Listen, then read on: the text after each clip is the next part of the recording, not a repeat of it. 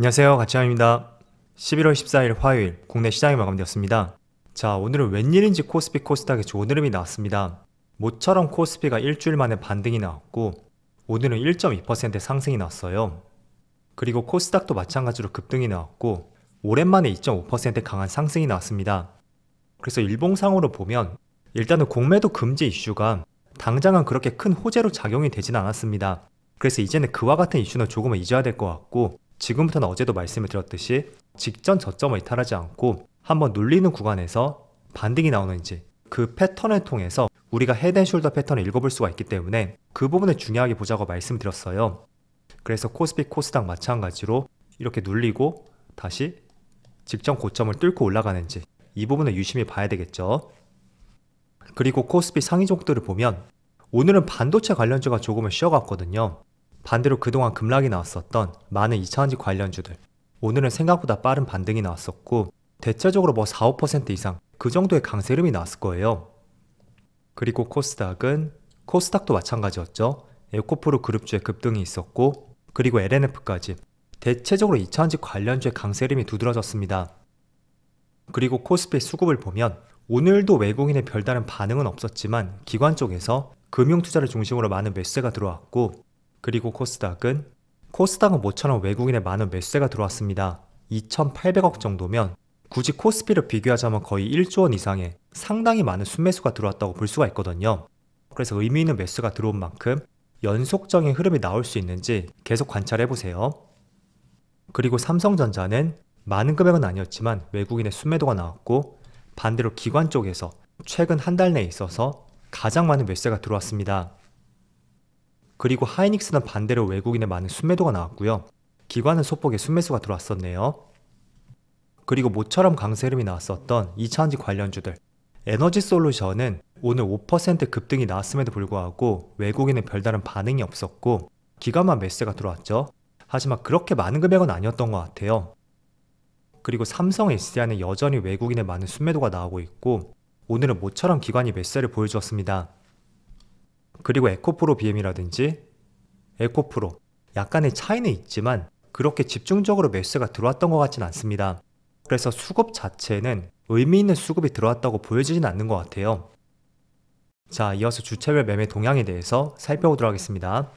11월 14일 외국인이 가장 많이 매수한 종목은 삼성전자 우선주, 포스코DX, 하이트젤로, 에코프로, SK텔레콤. 희한하게 삼성전자 우선주를 가장 많이 매수했네요. 그리고 기관은 삼성전자, 삼성 SDI, SK하이닉스, 기아, 포스코홀딩스 이렇게 순서대로 매수를 했습니다. 자, 이어서 해외 증시를 볼게요. 오늘은 국내 증시에 강한 상승이 나오고 있지만 전날 미국 증시는 별다른 큰 반응이 없었습니다. 나스닥은 마이너스 0.2%였고요.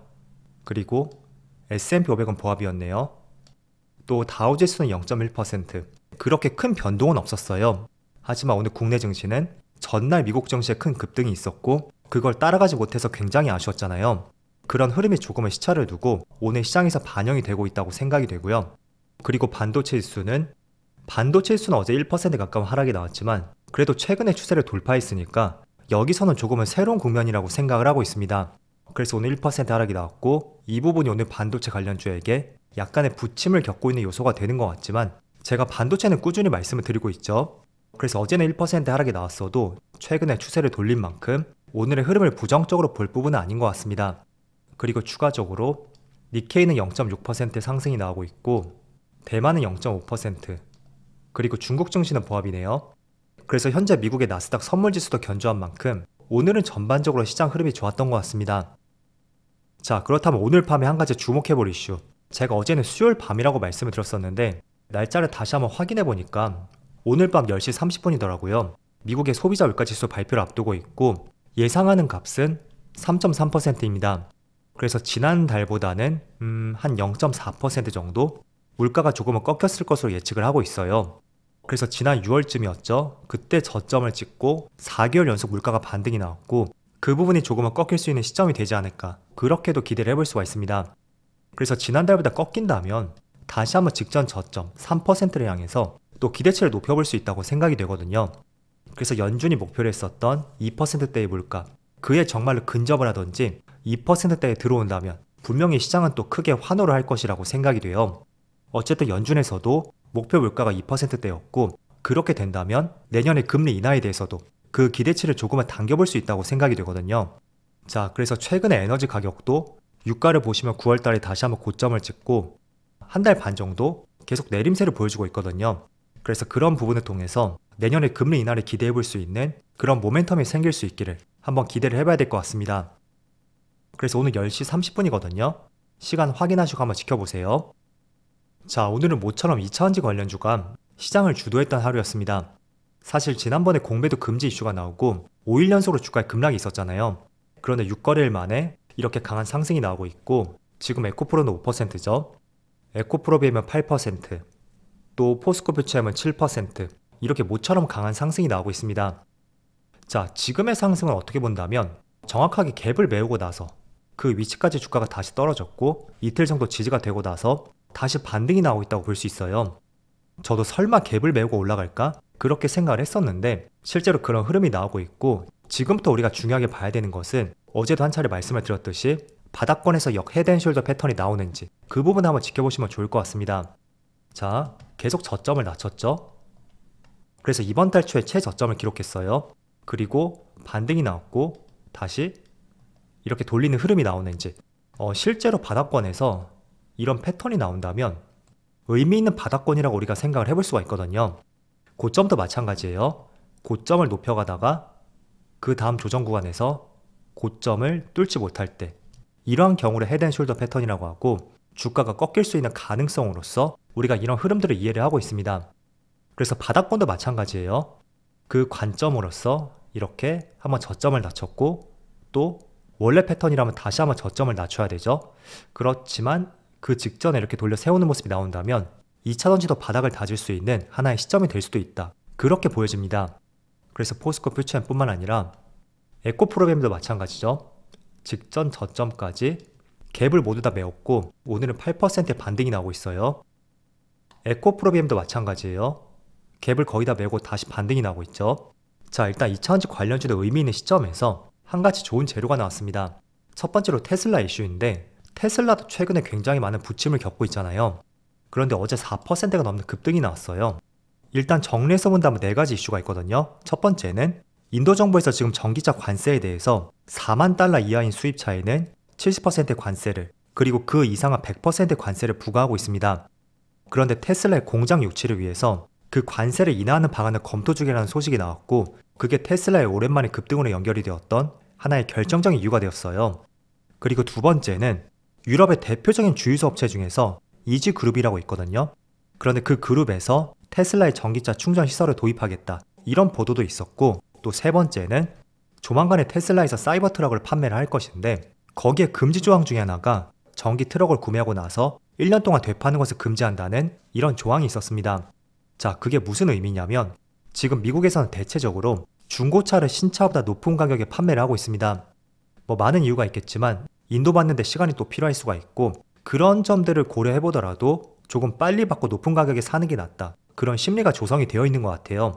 그런데 사이버 전기 트럭 같은 경우에는 1년 내에 판매를 금지한다는 것은 중고차 시장에 매물로 나오지 않을 가능성이 있다는 거죠. 그럼 많은 소비자들이 중고차 대신에 신차를 구매할 가능성이 있고 그 부분이 세 번째 호재라고 볼 수 있습니다. 그리고 네 번째는 한 2주 정도 뒤에 테슬라에서 자율주행과 관련해서 새로운 버전을 공개하겠다는 발표도 있었습니다. 그래서 4가지의 이슈가 있었고 그래도 가장 결정적인 것은 인도 정부에서 관세 인하를 검토하고 있다. 그게 조금은 테슬라의 투심을 자극시켰던 하나의 결정적인 요인이 되었던 것 같습니다. 그래서 전기차의 투심이 조금은 살아났고 5일 동안 눌릴 만큼 눌렸던 2차전지 관련주들 오늘 한 차례 다시 반등이 나오지 않았나 저는 그렇게 생각이 되더라고요. 그래서 2차전지 관련주는 지금 일주일 동안 갭을 다 메웠잖아요. 그래서 정말로 의미 있는 반등이라면 지금부터는 주가가 더 이상 빠져서는 안 되겠죠. 때문에 직전 저점을 깨지 않고 제가 조금 전에 말씀드렸던 역 헤드앤숄더 이런 패턴이 나올 수 있는지 계속 관찰을 해보셨으면 좋겠습니다. 자, 그렇지만 업황 자체는 아직까지는 좋지 않습니다. 최근에 LG 에너지솔루션도 포도와의 합작 공장 건설도 무산이 되었죠. 따라서 이와 같은 내용들은 조금 더 나올 가능성이 있고요. 하지만 반도체의 주가 흐름을 보신 것처럼 아무리 수많은 악재가 나온다고 해도 그게 주가적으로 모두 반영이 된다면 또 또 부정적인 재료가 나온다고 해도 주가는 더 이상 빠지지 않을 수가 있거든요. 그래서 지금의 업황은 좋지 않고 앞으로도 조금은 부정적이다. 그 점을 베이스로 생각을 해보시고, 그럼에도 불구하고 테슬라의 주가에 의미 있는 반등이 나온다면 업황을 바라보는 시각이 조금은 달라질 수도 있으니까 너무 한 가지의 생각에만 매몰되지 말자고 말씀드려볼게요. 자, 그래서 의미 있는 반등이 나왔고 정말 다행이라고 생각이 돼요.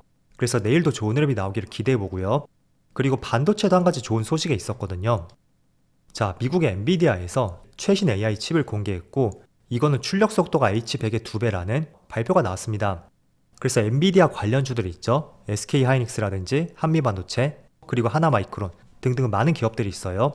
하지만 오늘은 조금은 쉬어가는 흐름이 나오더라고요.